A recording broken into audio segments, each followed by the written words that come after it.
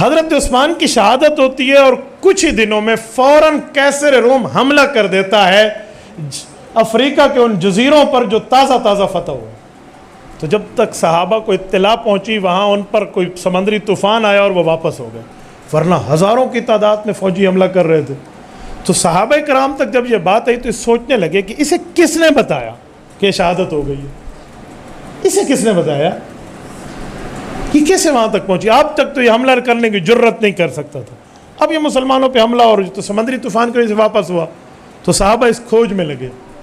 अमर इब्न आस रज़ी अल्लाह अन्हु ने मिस्र में एक अफ्रीकी जासूस गिरफ्तार किया जो कैसर रोम का था, और उसे 2-4 हाथ करने के बाद उससे उगलवाया कि बात है क्या।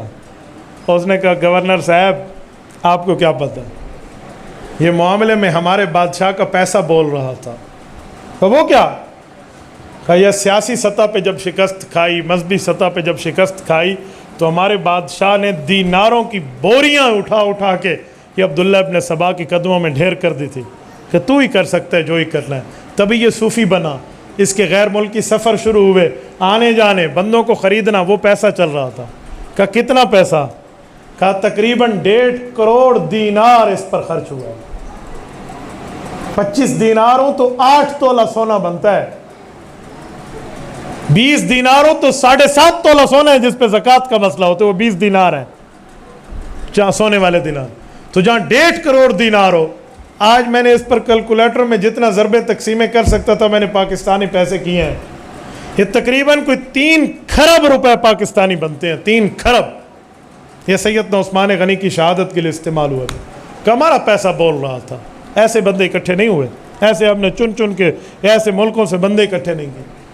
तो ये सैयदना उस्मान गनी रज़ी अल्लाह अन्हु की शहादत के हवाले से कुछ बातें थी जो 18 ज़ुल्हज सन 35 हिजरी, आज से 1407 साल पहले की बात है, मैंने आपकी खिदमत में रखा है।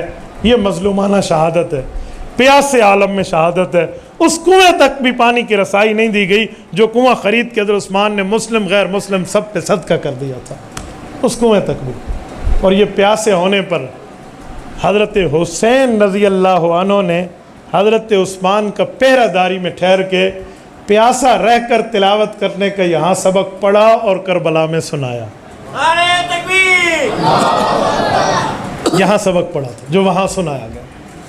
तो बहरहाल हमें यहाँ से बहुत सी चीज़ें मिलती हैं। बुनियादी चीज़ यही है कि मौत तो आनी जानी है, लेकिन एक बंदा अपनी मौत कबूल कर ले लेकिन रसूलुल्लाह सल्लल्लाहु अलैहि वसल्लम की हदीस और फरमान पे आँच ना आने दे।